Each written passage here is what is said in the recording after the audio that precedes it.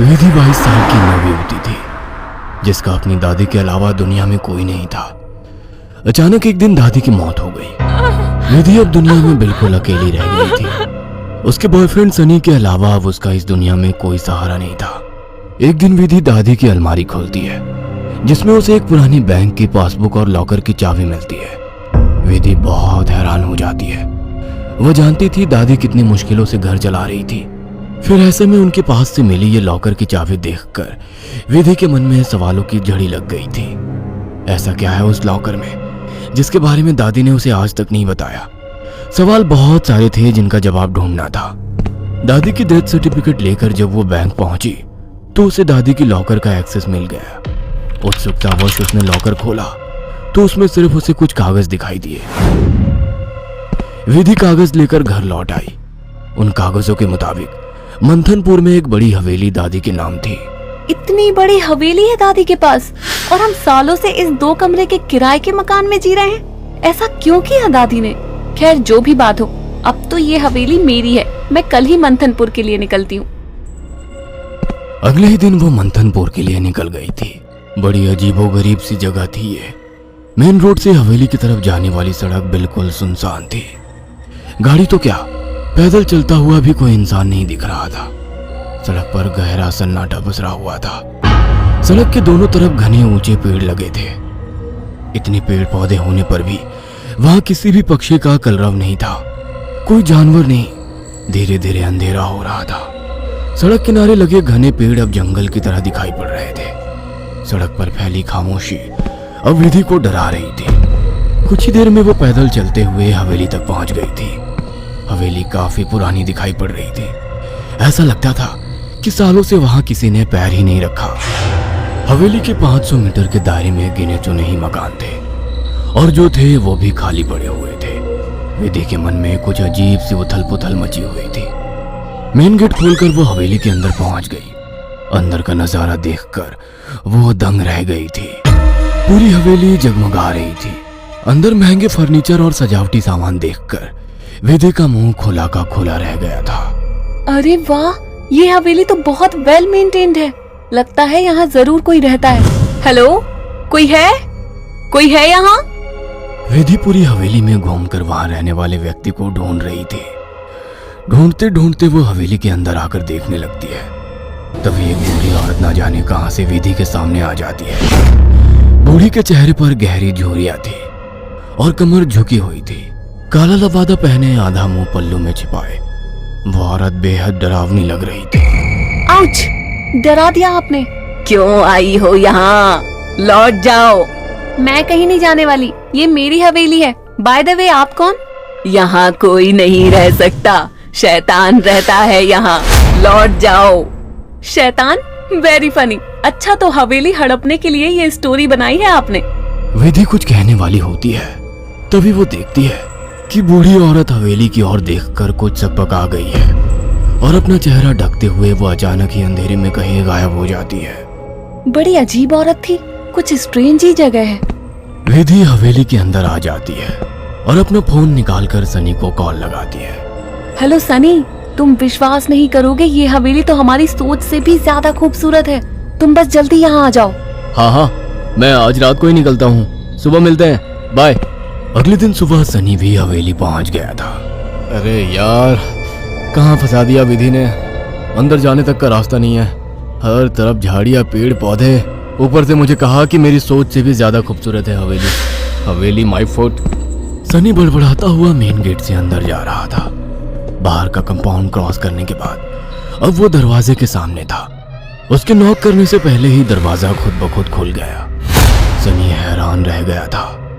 अंदर पहुंचकर उसने देखा हॉल में कोई भी नहीं है। विधि को पुकारते हुए वो अंदर बेडरूम की ओर बढ़ गया। बेडरूम के अंदर का नजारा देखकर सनी ने दांतों तले उंगलियां दबा ली।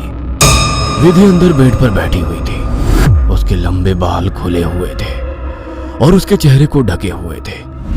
बालों के बीच से उसकी लाल खून आंखें दिखाई पड़ रही थी। दोनों हाथ और पैरों की मदद से वो बेड पर ऐसे बैठी हुई थी मानो कोई जानवर हो। उसकी खूबसूरती गुलाबी त्वचा जगह जगह से कटी थी और सफेद पड़ गई थी। विधि को देखकर सनी जोर से चिल्लाया, विधि, ये क्या हो गया तुम्हें?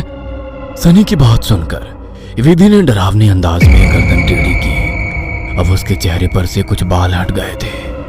वह भयानक आवाज के साथ हंसने लगी। उसके मुंह से किसी जानवर की तरह लार गिर रही थी। अचानक ही वह पूरी ताकत से चिल्लाई। विधि के बाल हवा में उड़ रहे थे और चेहरा चीखते हुए और भी भयानक होता जा रहा था। काले दांत और सफेद पड़ चुकी आंखें आकार में बड़ी होती जा रही थी। सनी के अंदर और देख पाने की ताकत नहीं बची थी। अपनी पूरी ताकत लगाकर वो कमरे से बाहर की तरफ भागा। बाहर हवेली के दरवाजे तक पहुंचा ही था कि विधि की दर्द से भरी आवाज सुनाई पड़ी। सनी, मुझे छोड़कर मत जाओ, मुझे बचा लो। सनी, ये मुझे नहीं छोड़ेगा। बहुत दर्द हो रहा है, बहुत दर्द हो रहा है। विधि जोर जोर से रो रही थी और सनी को रोकने के लिए बोल रही थी।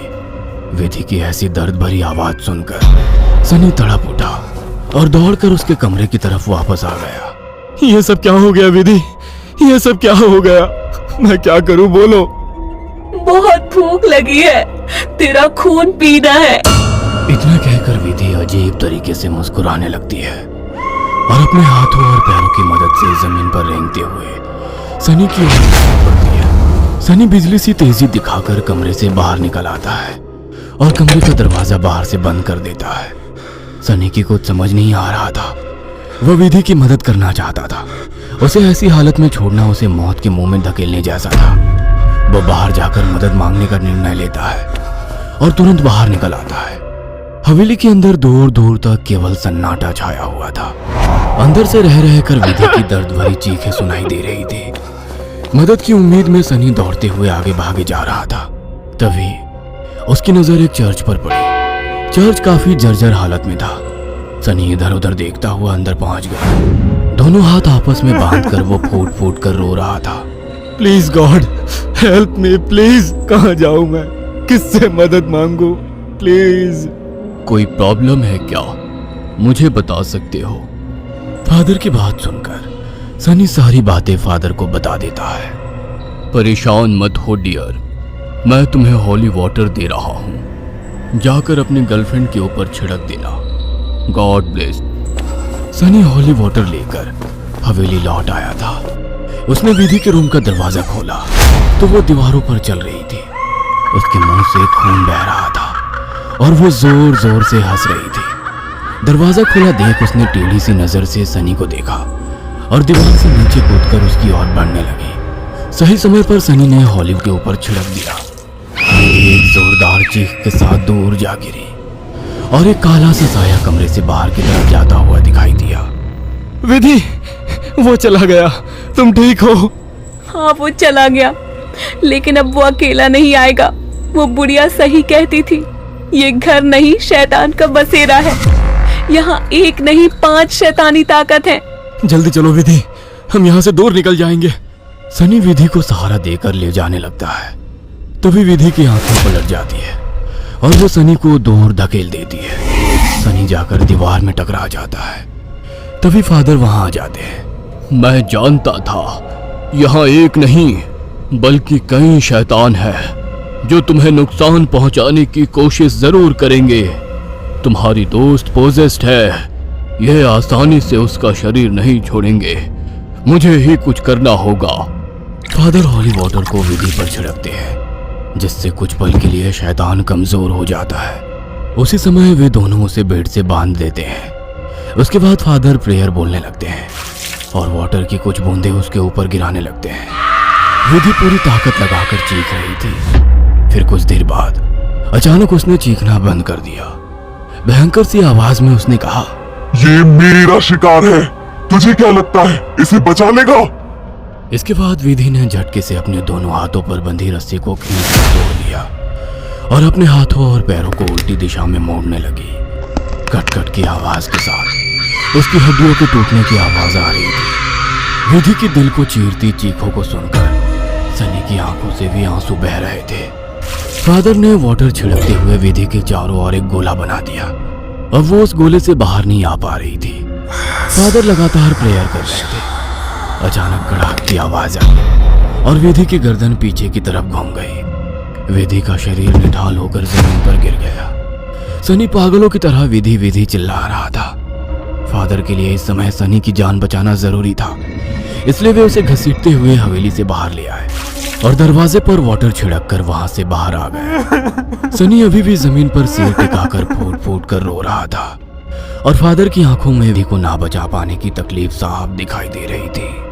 अगर आपको हमारी ये कहानी पसंद आई हो तो इसे लाइक और शेयर करना ना भूलें। साथ ही ऐसी और नई कहानियों के अपडेट्स पाने के लिए हमारे चैनल अक्षु टीवी को जरूर सब्सक्राइब करें।